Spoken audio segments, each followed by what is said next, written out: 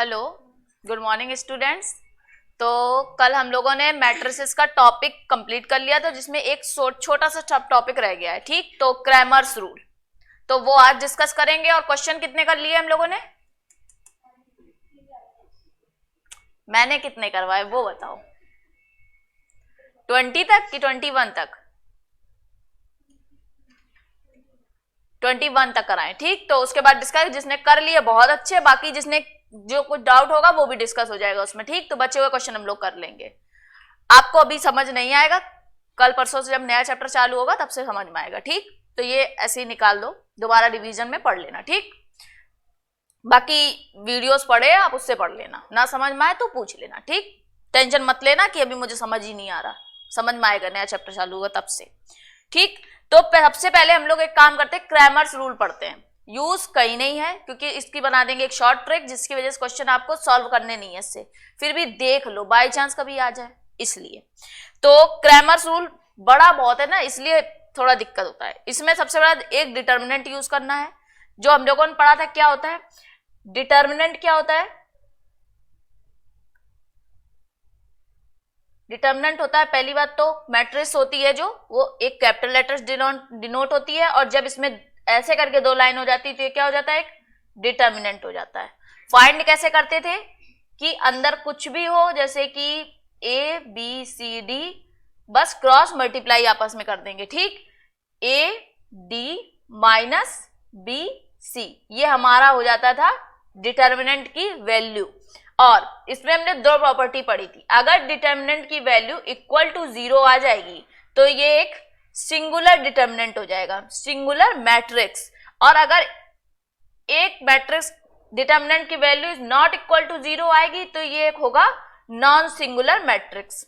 देखा होगा हम लोगों ने क्वेश्चन में, 1 मार्क्स में ये आ सकता है। ठीक, अब इससे ही एक प्रॉपर्टी निकल के आई, क्रैमर्स रूल, क्योंकि लीनियर इक्वेशन से मैट्रिक्स बनानी है हमको, तो वो कैसे बनेगी? अभी हम लोग क्या करते थे, बहुत जगह ऐसा आएगा, नंबर देके कहेगा लीनियर इक्वेशन बनाओ, तो अब पहले देखते हैं लीनियर इक्वेशन से मैट्रिक्स कैसे बनाएंगे। ठीक, तो सबसे पहले देखते हैं, एक एग्जांपल लेते हैं, क्योंकि एबीसीडी लिखेंगे तो बचा कुछ जितना आना था वो भी चला जाएगा। ठीक, तो एक एग्जांपल लेते हैं पहले। देखो, ये रहा एग्जांपल, देखो कैसे करा जाता है। देखो मैट्रिक्स, सबसे पहले एक मैट्रिक्स बनाओ, उसके अंदर जो आगे कोफिशिएंट दिए गए इनके, ये वो लिखो विथ साइन। साइन कौन सा? जो ये लगा है, समझ गए? तो पहले लिखते हैं कोफिशिएंट। पहले का क्या आएगा? 2, साथ में बोलते जाओ। दूसरे का क्या आएगा? -1। तीसरे का 1। Next 1 3 2, next 3 2 3। ठीक, जो बचा हुआ ये है, इसका यूज अभी बता रहे हैं। पहले देखो, हमने एक इक्वेशन से एक मैट्रिक्स बना ली, अब हमारा सॉल्यूशन होगा क्या? सबसे पहले इसका क्या है ऑर्डर? 3 × 3। अब सबसे पहले मान लो, अगर हम ये मान ले ये एक ए मैट्रिक्स है, इसका डिटर्मिनेंट फाइंड कर रहे हैं ए मैट्रिक्स का, तो डिटर्मिनेंट क्या होता है? देखो, डिटर्मिनेंट सबसे बड़ी बात, क्योंकि ये एक साथ मैट्रिक्स है। ठीक, तो मतलब ऐसा है, हम लोगों ने अभी 2 मैट्रिक्स का देखा था एग्जांपल, जो मैंने अभी दिया है, ए बी और सी डी दिया। अब इसमें 3 है, तो 3 का कैसे करते हैं वो देखो। सबसे पहले लिख लो तो ज्यादा इजी हो जाएगा। जो नंबर लोगे पहला, उसके नीचे की लाइन नहीं लोगे, बचे हुए का क्रॉस मल्टीप्लाई। ठीक, कैसे? देखो लिखा कैसे जाएगा, 2 × 3 3 जा 9 और प्लस 2 2 जा 4, ऐसे बनेगा मैट्रिक्स। समझ गए? नेक्स्ट, अब हम लेंगे ये वाला नंबर, माइनस, दोबारा में माइनस साइन लगाएंगे। फिर अब देखो, माइनस साइन लगा अलग से है, और ये -1 ऑलरेडी भी आ रहा है। अब इसके नीचे की लाइन छोड़ दो, बचा क्या?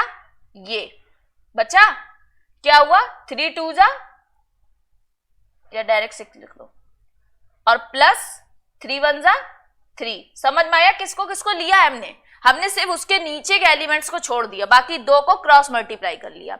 नेक्स्ट प्लस लगा लो 1, फिर इसके नीचे की लाइन लीव कर दो। नेक्स्ट 2 1 जा 2 प्लस 3 3 जा 9, इसको छोड़ दिया, इनको ले लिया। समझ गए? अब करते हैं इसको सॉल्व। सबसे पहले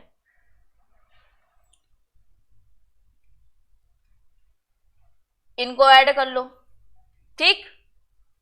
13 2 जा 26, 9 4 13 होता है, 13 2 जा 26, माइनस ये माइनस ऑलरेडी है तो ये प्लस हो जाएगा।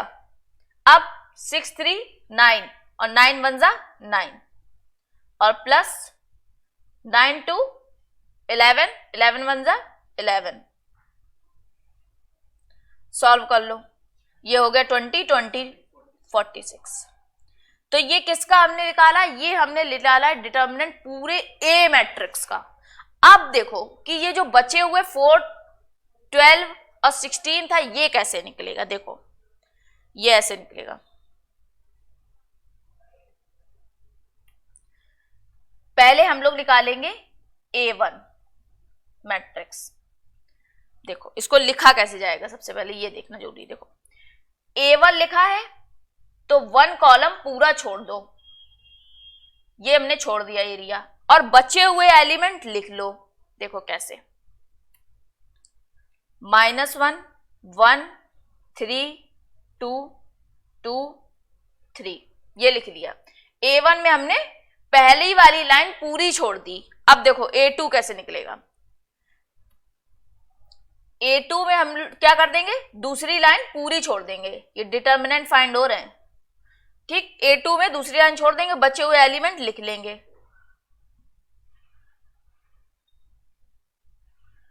पर गैप का मतलब है उनको जोड़ नहीं देंगे, वो गैप है, वहां पे भी नंबर लिखेंगे, इसलिए तो वो जगह छोड़ रखी है।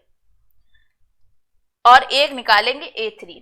इतना लॉन्ग अभी देखना, जब क्वेश्चन करोगे तब कहोगे मैम पढ़ाया ही क्यों हमको, क्योंकि इसका यूज ही नहीं है। ये पुराना मेथड था, बंद हो गया है। पर सीख लो, पता नहीं कहां पे किसकी किस्मत कब अच्छी हो जाए ज्यादा। इसलिए थर्ड वाला है तो थर्ड वाली लाइन पूरी छोड़ दो। 2 -1 1 3 3 2, ठीक। अब जो हमने छोड़ा था वहां पे वो नंबर लिखोगे जो हम इक्वेशन में छोड़ के आए। क्या है नंबर हमारे? 4 12 16, यही है। यहां पे लिख लो 4 12 16, 4 12 16, 4 12 16। समझ गए? अब हमारे A1 A2 A3 तीन अलग से निकल आएंगे डिटर्मिनेंट। और देखो ये क्या होगा x, ये क्या होगा y, ये क्या होगा z। और देखो ध्यान से, फॉर्मूला क्या होता है इसका? Determinant x upon determinant. Determinant a हमने फाइंड कर लिया है, और दूसरा क्या है डिटर्मिनेंट x, वो ये रहा। समझ गए? तो ये इतना लेंदी प्रोसेस है इसका, समझ में आया? पर हम क्या करेंगे इसको फाइंड करने के लिए, पहले डिटर्मिनेंट a जो कि पूरे मैट्रिक्स का डिटर्मिनेंट है, और डिटर्मिनेंट x जो कि अभी A1 A2 A3 निकालेंगे, x y z तीनों वैल्यू निकाल आएंगे। ऐसे करके फॉर्म कर लेंगे, तब हमारे x y और z की वैल्यू निकल के आएगी। अब डायरेक्ट देखो, अब जब हम लोग क्वेश्चन करेंगे उसमें डायरेक्ट आंसर आता है। देखो कैसे आता है, हमको सिर्फ वैल्यूज सेव करनी है अपनी। इसमें एक प्रॉपर्टी है, वो हाँ ये लिखी, ऊपर लिखा है if determinant is equal to 0 means, ये डिटर्मिनेंट जब सिंगल लिखा है, ये सिंबल है डिटर्मिनेंट का, ठीक है। अगर ये सिंगल लिखा है इट मीन्स जो मैट्रिक्स बनाई है हमने इक्वेशन से, ये वो है, ठीक। If equal to 0 then determinant x is equals to 0, determinant y is equals to 0, determinant z is equals to 0, then the given equation have infinite solutions and equation will be dependent। ये हमारा हो सकता है 1 marks में पूछ ले, अगर determinant की वैल्यू 0 आ रही है और x की वैल्यू भी, y की वैल्यू भी, z की वैल्यू भी 0 है, तो वो क्या होगा, उसके इक्वेशन के इनफाइनाइट सॉल्यूशंस बनेंगे और इक्वेशन होगी डिपेंडेंट।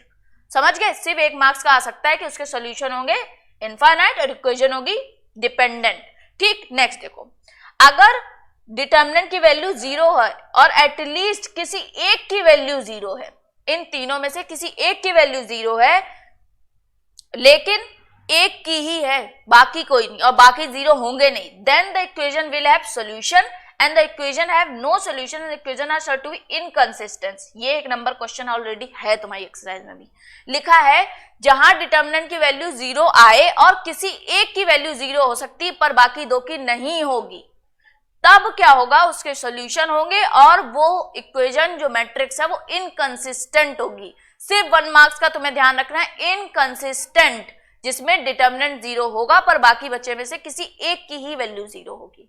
समझ में आया? 1 मार्क्स का आना है, बाकी कुछ भी नहीं पूछेगा। ठीक, अब हम लोग चलते हैं हमारी एक्सरसाइज में, जो हमारा क्वेश्चन लिखा है। हमने शायद से 21 तक क्वेश्चन कर लिए, इसमें पता चल जाएगा अभी। हाँ, 22 से हम लोगों को क्वेश्चन करने हैं। देखो सिंपल, पहले मल्टीप्लाई, पहले ये देखो मल्टीप्लाई हो सकता है, नॉर्मल सी बात, जब नीचे ऑप्शन मल्टीप्लाई दिए तो हो ही सकता है, लेकिन हम रिवाइज करा देते ताकि भूलो ना। देखो इसका ऑर्डर क्या है, कितनी रो है, 2, बातें नहीं, अभी पढ़ा रहे ना, अभी जब कहेंगे तब करना एक्सरसाइज। ठीक, बुक है तो खोल के बैठ जाओ भले। इसका ऑर्डर क्या है, साथ में बोलो पहले, इसका ऑर्डर क्या है, 2 into 2। इसका ऑर्डर क्या है, कितनी रो है और कॉलम कितने हैं, तो हमें कैसे पता चलता है कि सामने मल्टीप्लाई होगा, जब बीच की दो वैल्यू बराबर होती हैं, तब पता चलता है कि ये दो मैट्रिक्स आपस में मल्टीप्लाई होंगे।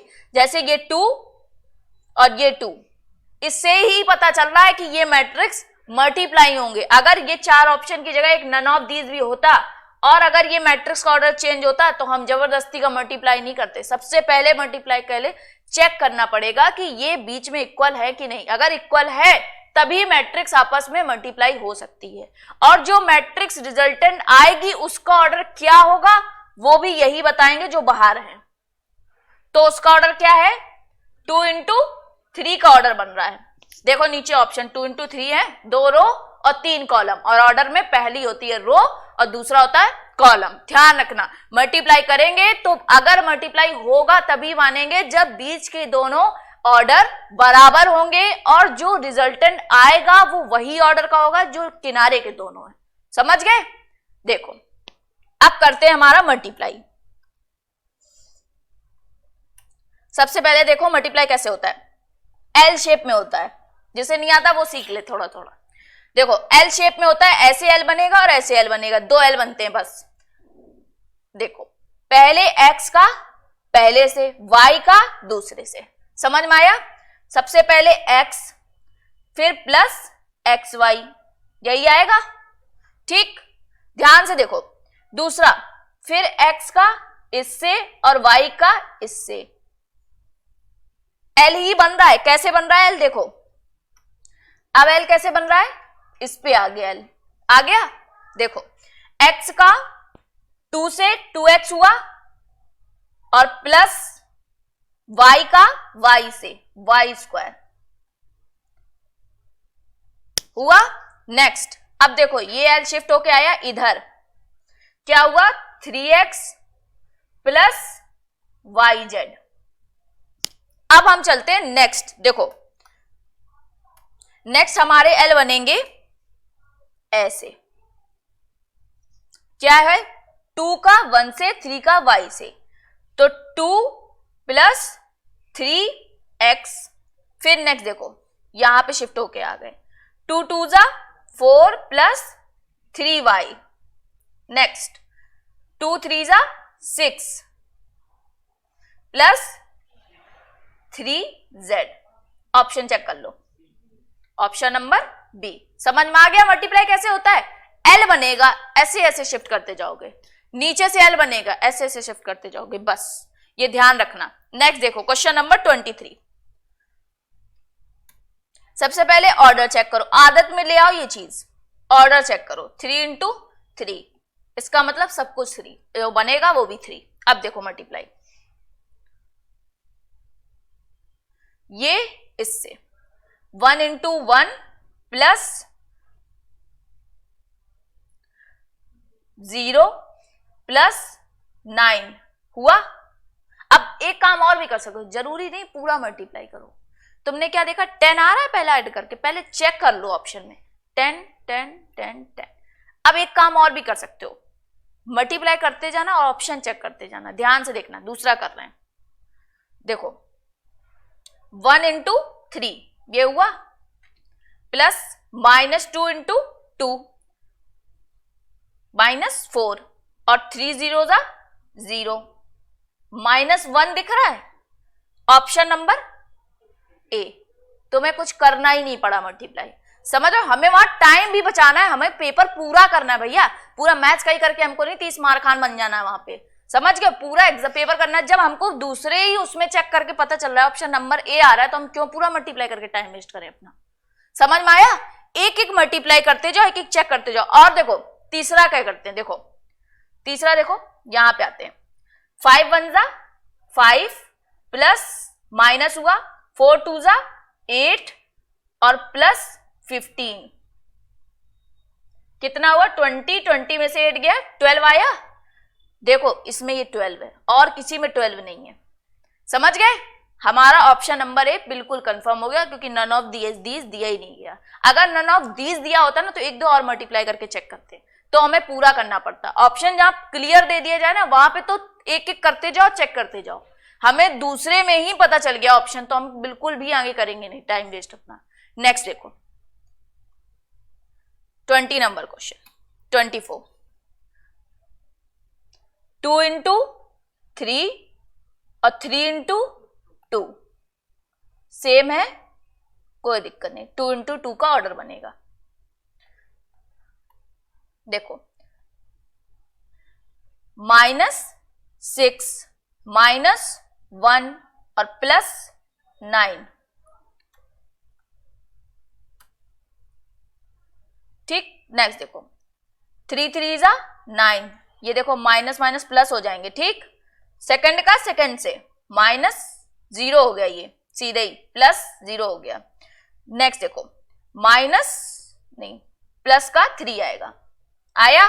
नेक्स्ट देखो यहां से ये -2 + 0 + 6, पहले देख लेते हैं, हमारे ऑप्शन पहले में ही हो जाएंगे सही। देखो ये कितना आया 6 और एक 7 गया, यहां से 2 बचा, यहां देखो पहला वाला हुआ।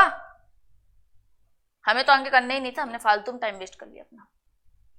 पहले ही ऑप्शन से पता चल रहा है, देखो सिर्फ 2 वाला एक ही ऑप्शन दिया गया है, समझ में आया। नेक्स्ट देखो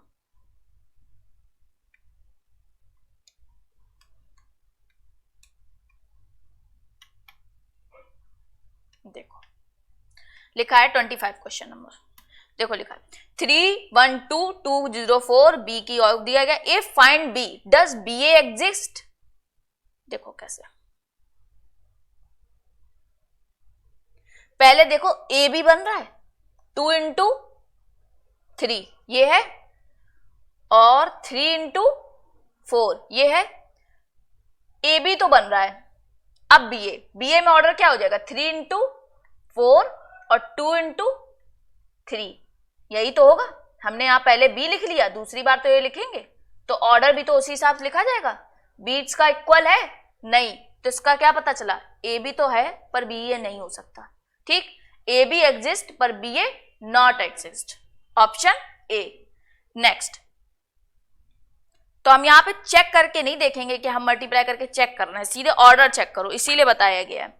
लिखा है 2 इंटू 4 और 4 इंटू 2, 4 और 4 ए बी तो है, दूसरी बार 4 इंटू 2 और 2 इंटू 4 बी ए बी भी है, बी ए भी है। लिखा है A B exist B A not exist, A B not exist B A not exist, ठीक। और A B into B A कभी इक्वल नहीं होते, तो हमारी सिर्फ ए ऑप्शन आएगा, क्योंकि A B is not equal to B A, ठीक। क्योंकि ये तो लिखा, अगर यहां पे होता है A B exist and B A is also exist, तो हमारा ऑप्शन कोई सही होता। और जब दोनों ही तीनों ऑप्शन नहीं सही हो रहे हैं, इक्वल कभी नहीं होता है, तो यही एक ऑप्शन ठीक हो सकता है, ठीक। नेक्स्ट क्वेश्चन नंबर 27, देखो क्या लिखा है, ए स्क्वायर फाइंड करना है, 0 I 0 0 I 0 मल्टीप्लाई कर लो, 0 प्लस I स्क्वायर और यहां क्या हुआ 0 0, next 0 plus 0 I square plus 0, क्या आया हमारा I square 0 0 I square, value क्या है -1 0 0 -1। देखो पहले ऑप्शन चेक कर लो एक बार, 2 -1 है, ये है ऑप्शन, देखो है, ए क्यूब निकालने की नीड ही नहीं है, समझ गए। तो पहले ऑप्शन, जब ऑप्शन दिए ही इसीलिए ताकि हेल्प कर पाए, वरना पूरा सॉल्व करके तुम्हें वैसा वाला पेपर ना देते रफ शीट वाला, आराम से सॉल्व करते रहो, इसीलिए दिए ताकि आप जल्दी करो, तभी टाइम कम देते हैं, वरना 3-3 घंटे का पेपर खुद ही दिए होगे, ग्रेजुएशन दिए ना पेपर। हाँ, अगर ऑब्जेक्टिव होता तो वो सिर्फ होता 1.5 घंटे का, मुश्किल से ऐसा होता है। नेक्स्ट देखो 28 लिखा है, फाइंड द एलिमेंट C23, मतलब दूसरी रो और तीसरे कॉलम का एलिमेंट है। ये एलिमेंट पूछने का तरीका दिया गया है, देखो C is equals to AB, मतलब C जो है वो AB के बराबर है, पहले फाइंड कर लेते हैं AB।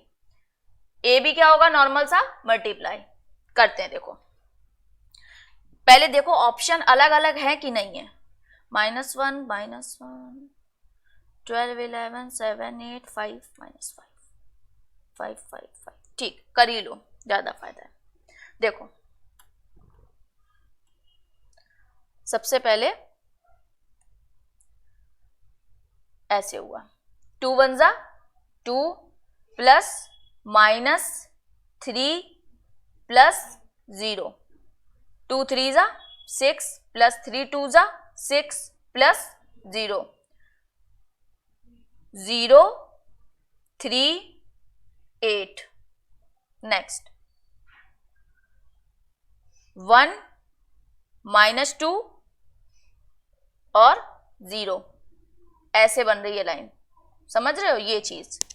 नेक्स्ट देखो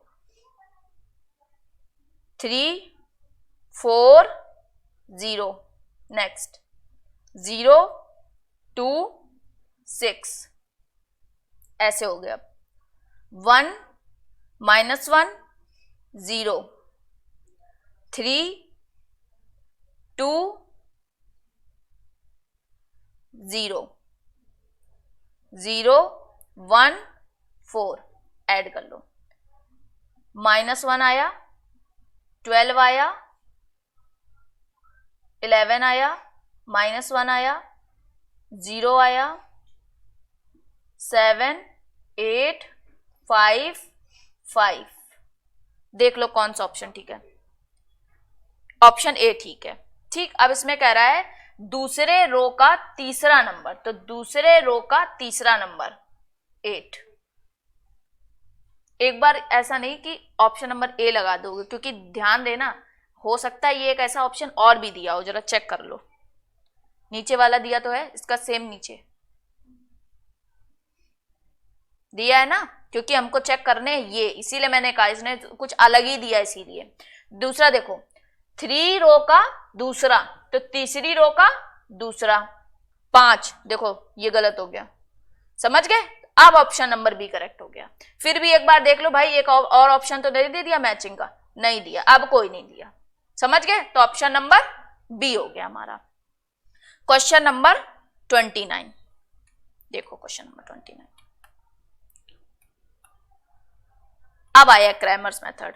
अब इतना बड़ा मेथड लगाने का एक शॉर्टकट ट्रिक, डिटर्मिनेंट ए लिखा है, -1 लिखा है, 1 लिखा है और 1 लिखा है। पहले देखो हमने क्या पढ़ा था, x की वैल्यू क्या होगी, डिटर्मिनेंट x अपॉन डिटर्मिनेंट, यही तो था, x की वैल्यू भी दे रखी है, तो डिटर्मिनेंट x की वैल्यू क्या रखेगी, ऊपर देखो 1, और डिटर्मिनेंट की वैल्यू क्या दे रखी है 1, तो हमारी क्या आई 1।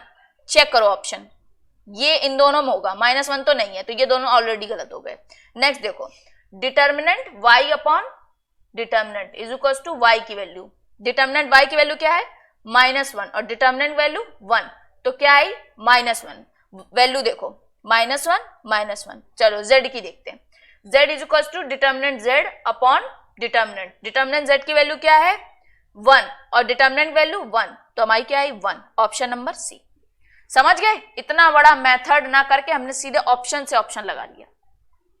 जब हमें डिटर्मिनेंट की भी वैल्यू दी गई है और डिटर्मिनेंट x y z की भी वैल्यू दिखी और x की वैल्यू, बस इतना ध्यान रखना कि x का फॉर्मूला क्या है कि डिटर्मिनेंट x अपॉन डिटर्मिनेंट, बस ये ध्यान रखना। अब देखो नेक्स्ट क्वेश्चन। नेक्स्ट क्वेश्चन दिया गया है linear equation 4x - 5y - 2z 2x, ये इनकी वैल्यू, जब x की ही तो वैल्यू निकाल लेते, हम ये वैल्यू इसमें पुट करके नहीं सॉल्व कर सकते। देख लो कैसे, 1 लिखा है यहां पे पुट करो, 4 1 = 1 हुआ, -1 है, +5 हो जाएगा ये, और माइनस देखो ये z है तो -2 हुआ, क्या हुआ 5 + 9, 9 में से 2 गया 7, ऑप्शन नंबर ए तो पहले ही गलत हो गया, 0 लिखा है देखो इक्वल टू। ठीक, नेक्स्ट देखो 1 पुट करते हैं, 4 + 5 और -2, ये भी गलत है। अब हमारा बचा ये और ये। इस क्वेश्चन कैसे सॉल्व करते हैं, क्योंकि इनकंसिस्टेंट कब बताएगा, जब डिटर्मिनेंट 0 होगा और तीनों वैल्यू में से कोई एक 0 होगी। ठीक, हमें क्या लिख रहा है, जब यहाँ 2 है, -1 है और 0 है, देखो अगर हम इसको सॉल्व करने बैठेंगे तो लग जाएगा टाइम, तो अगर पेपर में आए तो ऑप्शन नंबर बी लगा देना, क्योंकि उसमें इनकंसिस्टेंट क्या ही देते हैं वैल्यू, ये रूल है, समझ गए। और अगर सबसे बढ़िया छोड़ आना, क्योंकि टाइम खा लेगा तुम्हारा बहुत, क्योंकि ये पूरा क्वेश्चन करना पड़ेगा तुम्हें, पहले एडजॉइंट भी निकालने पड़ेंगे, क्रैमर से तीनों डिटर्मिनेंट्स भी निकालने पड़ेंगे, ए डिटर्मिनेंट भी, एक्स वाई जेड डिटर्मिनेंट भी। निकालना कैसा वो देखो मैंने बता दिया, अगर टाइम बहुत ज्यादा बच जाए तो कर लेना, और वरना सबसे बढ़िया बी ऑप्शन लगा दो अगर टिक कर ही रहे हो तो, और वरना डी, ज्यादातर बी ऑप्शन होगा, इनकंसिस्टेंट की आते ही है क्वेश्चन, तभी वो पूछता है ये चीज। ठीक, देखो next number question 31, x + y - 1 y + z 1 z + x 0, value put कर दो नॉर्मली, इसकी वैल्यू -1 आई x + y से, और y + z 1 आई और z + x 0, तो z + x 0, तो ऑप्शन नंबर ए, जरा चेक करना ऑप्शन नंबर ए है। ठीक, समझ आए, जब x y z की वैल्यू दी गई है और x + y दिया ही गया है, लीनियर इक्वेशन पुट कर दिया, आ गया, पहले से ही आ गया, बाकी चेक कर सकते हो वैसे मन हो तो, बाकी वैसे मर्जी। ठीक, लिखा है 32 क्वेश्चन नंबर, देखो इफ ए, एक मैट्रिक्स दी गई, फाइंड, ये क्या होता है जब ये लगा होता है ट्रांसपोज, ठीक, और इसका भी ट्रांसपोज। ठीक, अगर मान लो कोई चीज है, ये बॉटल है, ठीक, सीधी है, उल्टी करी, फिर उल्टी कर दी तो आ क्या गई, वही हो गई। हर चीज में यही रूल होता है, एक के बाद 2 चीज बार उल्टी करी जाती, वो चीज वहीं पे आ जाती है। अगर हम तुमसे कहेंगे 90 डिग्री में घूमो तो हम इधर घूमेंगे, फिर कहेंगे फिर 90 डिग्री घूमो तो हम फिर यहीं आ जाएंगे, ये होता है रूल, समझ गए। तो अगर ट्रांसपोज का ट्रांसपोज निकालते हैं तो वही आ जाता है, तो ऑप्शन नंबर ए, समझ गए। नेक्स्ट देखो 33 question, choose the correct alternative 2 ये और 18 आई 1 0 0 1। ठीक, ये ध्यान रखना, कभी भी 0 1 0 1 0 ये मत मान लेना। ठीक, हमेशा शुरुआत से मानेंगे, समझ गए, हमेशा ऐसे ही मानेंगे 1 0 0 1, ना कि 0 1 0। कहते फर्क क्या पड़ रहा है मैम, बहुत बड़ा फर्क पड़ेगा जब सॉल्व करोगे, तब देखने में कुछ नहीं है कि हमने 2 0 और 2 1 रखने थे, नहीं। ठीक, अब देखो क्वेश्चन सॉल्व करते हैं। क्वेश्चन लिखा है आई की जगह पे कर लो 1 0 0 1। ठीक, अब क्वेश्चन सॉल्व करते हैं, पहले मल्टीप्लाई करें, मल्टीप्लाई अगर बाहर कांस्टेंट होता है तो सिंपली मल्टीप्लाई होता है, 2x 2y 2z और 2p हुआ, और -9 अंदर मल्टीप्लाई हो जाएगा, 18 27 9 और 0, और इक्वल टू, यहां भी तो मल्टीप्लाई कर सकते हैं, 18 0 0 18। अब माइनस 2x प्लस 18 हुआ। दूसरा 2y माइनस 27 हुआ, 2z माइनस 9 हुआ और 2p माइनस 0। और ये है किसके बराबर? 18 0 0 18। अब सॉल्व कर लेते हैं इसको, इसके बराबर 2x plus 18 equal to 18, x की वैल्यू 0। दूसरा 2y माइनस 27 इक्वल टू 0, तो 2y 27, y is equal to 27/2। z की वैल्यू देखो, 2z minus 9 equal to 0, z is equal to 9/2। देखो ऑप्शन कौन सा सही है, 0 और 9/2। ठीक, आंसर चेक कर लेना, आंसर मेरे पास नहीं होते। ठीक, सी नेक्स्ट क्वेश्चन 34 में ध्यान से देखो, इसमें पूछा है 1 मार्क्स क्वेश्चन। मैट्रिक्स में ज्यादातर क्वेश्चन आते हैं थ्योरी से, इसलिए तभी थ्योरी मैंने 2 दिन पढ़ाई। समझ गए? देखो क्या पूछ रहा है, सिमेट्रिक है, नल है, सिमेट्रिक है, नन ऑफ दिस। नल तो नहीं है भाई, क्योंकि नल होता है जिसमें सारे एलिमेंट 0 हो। ठीक, सिमेट्रिक में क्या होता है, ये देखो, जिसमें डायगोनल के ऊपर और नीचे के एलिमेंट सेम होते हैं। ठीक, और जब उनमें साइन अपोजिट हो जाते हैं तो वो हो जाता है स्यूसिमेट्रिक। समझ गए? क्यों? देखो ये 3 प्लस का है और माइनस का 3, माइनस का 4 प्लस का 4 माइनस का 5 4। समझे? ध्यान से देखो, ये कुछ भी नहीं रहा, ये क्या हो गया, नन ऑफ दिस। अगर ये 4 ना देखते हम तो हम सीधे क्या लगाते, स्यूसिमेट्रिक। समझ गए? तो क्या हुआ इसका option, none of this. Next देखो, हो गए क्वेश्चन क्या? 34 ही दिख रहा है मुझे तो यहाँ पे।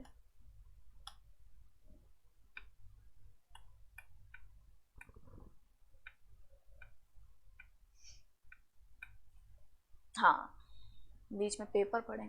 35 नंबर क्वेश्चन थ्योरी का देखो, लिखा है इफ ए, एक मैट्रिक्स दी गई है, is a singular matrix, identity matrix, non singular matrix और सिमेट्रिक मैट्रिक्स। सिमेट्रिक क्या होता है भैया, पता है, वो तो नहीं है। सिंगुलर के लिए क्या करते थे, क्रॉस मल्टीप्लाई आना चाहिए 0, 6 5 जा 30 और माइनस 30, क्या आया, ऑप्शन नंबर ए। समझ गए? तो यहां पे हमारा पूरा मैट्रिक्स टॉपिक कंप्लीट हो गया, जिसमें 2 चैप्टर कंप्लीट हो गए, जिसमें हमने सीखा ऑप्शन से लगाना ज्यादा इजी है। ऑप्शन का पूरा यूज करिए क्योंकि वो दिए ही इसीलिए गए हैं।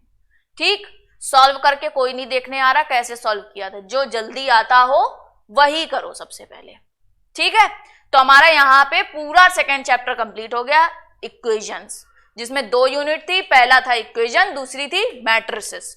ठीक, चैप्टर कंप्लीट हो गया, पूरा टॉपिक और पूरी एक्सरसाइज। तो अब हम लोग अपना एक काम करते हैं, लीनियर चालू करते हैं, इनइक्वालिटीज, नया चैप्टर। ठीक,